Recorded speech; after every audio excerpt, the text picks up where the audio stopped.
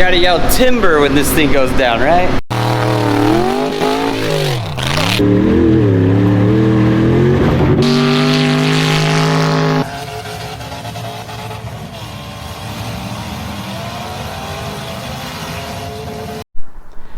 What's up, guys? So I wasn't planning on making a video. I'm currently emptying out the shop and it is very messy but pretty empty because the crew came and helped so much last week. We hauled 3 trailer loads, a shipping container of stuff and everything to the new place. And so this week I've been picking out all the little things, and today I'm taking down my 2 my 2 vehicle lifts that I've been using for the last 2 years in this shop every day in a professional setting. And I was thinking as I was taking these apart, I was like, man, these have actually been pretty dang good lifts for what they are. They are from Amazon Chinese lifts. Like, there's Chinese writing on them. These are in English, at least, these safety stickers. But these are 11,000 pound capacity lifts. And I wanted to talk about why I bought these and give you a review of them, because I've used them every day professionally in the automotive and diesel shop and had 0 issues with them. They are a little quirky when you put them together. The instructions are very unclear, like most Chinese made things. But once you put them together, I mean, this is the power unit, this is the electric motor that drives and pulls from the reservoir to pressurize the hydraulic cylinders that are in these that raise up the vehicle, and then the cables are just to keep the side to side even as the vehicle goes up and down. And we were not the best in the shop at keeping those cables tight to keep them from going crooked going down and up. Most of the time going up they'd stay together, but going down one side would lean. But that was our fault for not keeping the cables tight, because cable does stretch, especially new cable, and we just never kept up on the maintenance of them. But I mean, I just wanted to let you guys know as I was taking these apart that they have been great lifts. So I'll put the link below to Amazon where I got them. They weren't that expensive for 11,000 pound lifts. I got 11,000 pounders because I was like, if I buy cheaper branded lifts, I'll overkill the capacity, so I'm not using them at full capacity all the time. So that was my theory behind that. So right now I've got the cables unhooked and everything. I'm ready to drop these down. Maybe I'll show you that process. I think you gotta yell timber when this thing goes down, right?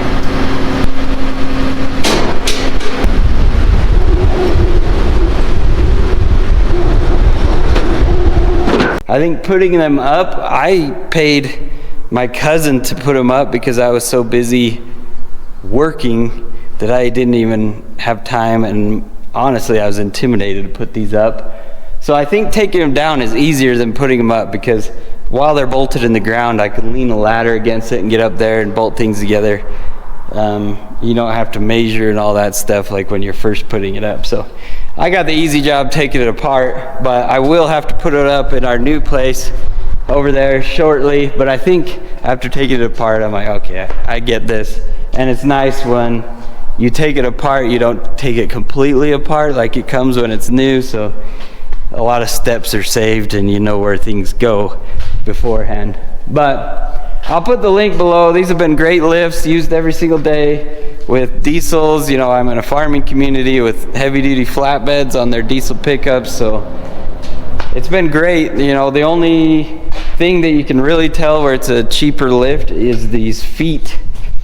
The style of foot is square with rubber pads and no dish to it. Those are not the best because the rubber gets cut and stuff. Some somehow lived, but most of them have died. So I think the feet are the biggest downfall of this lift. But if you're a hobbyist, or you don't want to spend the money for the big names, it works. It definitely works. From cars to heavy duty pickups to 4-wheel drive Camaros to four-wheel drive El Caminos, stuff like that. So kind of crazy to see this place empty out. I am sad because I made this place what it is. Put a lot of money, insulation, heaters. It didn't have heat. It didn't even have a normal door. It had sliding doors that were terrible to open and caused a big lip coming in, so we put this big single door in. Lots of upgrades, but it's sold now. I'm cleaning out. On to the next phase for Malfunction Junction. New chapters, hopefully better setups, or, well, being closer to home is going to be nice. So to our new home, it's going to be nice. I saved all our trophy axles and broken shocks from the F-150, broken axles from the spare parts rock crawler, if you watched all those videos, broken rear shaft from the Camaro, ruined the locker at the same time. We got a lot of carnage trophies that are probably going to the scrap bin because we're going to break more stuff. Oh, this is the very first one where Jesse jumped the Camaro at the Maverick Center and broke the pinion clean off because the axle wrapped when it came down so hard that it went poof. Goodbye. That ring and pinion had like a mile on it before. That's how we do it here at Malfunction Junction. We test things to the fullest. So, yeah, just want to give you an update. These lifts are pretty sweet. Good bang for the buck, I could say. A little questionable on instructions, but safe, usable, workable lifts. So, next time, this thing will be empty. You'll see me probably doing burnouts this weekend or something. I don't know. We're going to go boating.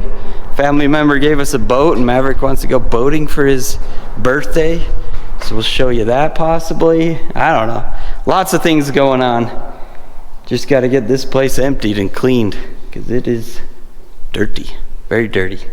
It's crazy the things you accumulate in 2 years when you have a shop and you have nooks and crannies to shove things that you might need later. And sometimes I've used those things. Like, I'll show you real quick. So I was going to throw away this drill press because the belt snapped and this pulley thing would push out every time you'd go up with the drill press. It was a pile of junk that was like given to me or something, so I'm not mad about it. I was just going to throw it away, but then I saw a video where people put a rod with a welded washer right here, and then you can put cylinder heads on this table and push down with that rod coming out with no power to it or anything, and it releases valve springs. So you can use this as a valve spring compressor when you're doing a lot of valve springs. So now I'm going to keep this. I'm going to throw away the parts I don't need, throw away the motor and stuff that's all junk. But I'm going to keep this, and it also is a base for my tubing notcher. So things like that. It's like I was going to throw it away, scrap it. Now I'm going to keep it. These are the treasures, you know, all these little bits and pieces that you just never know you might need. You know, a little bit of stainless tube, a lot of tubing, square tube, you know, Heim joints, steering U-joints I usually keep.